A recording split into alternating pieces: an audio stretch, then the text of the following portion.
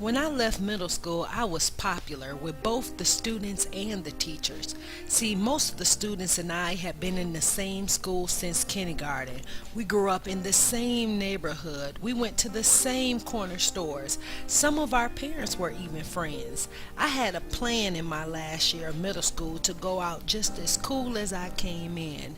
I remember taking my first ever school ID, looking at the picture and thinking, yup, that's me. But that was then and this is now. This is high school. And when I entered the doors, all the freshmen were being shuffled around like cattle towards the old gym to register for classes. This school that I would spend the next 4 years of my life at looked like an old scary factory. It was huge and very industrial looking. It had 8 floors and over 300 classrooms in 2 separate buildings.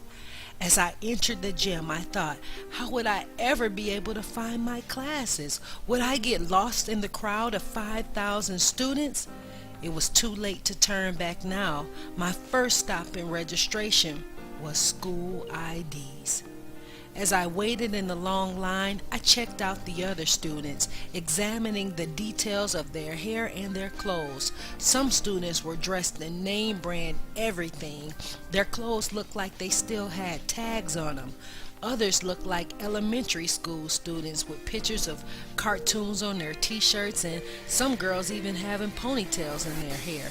But there were a few girls putting on lipstick before their photo.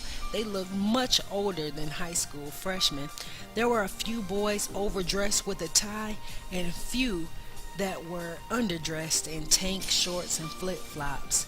The line moved quickly, like a conveyor belt, and my turn before the camera was fast approaching. I rehearsed my facial expressions that morning in the mirror, and I decided if I was going to make it in high school, I would have to look the part. Not little girlish.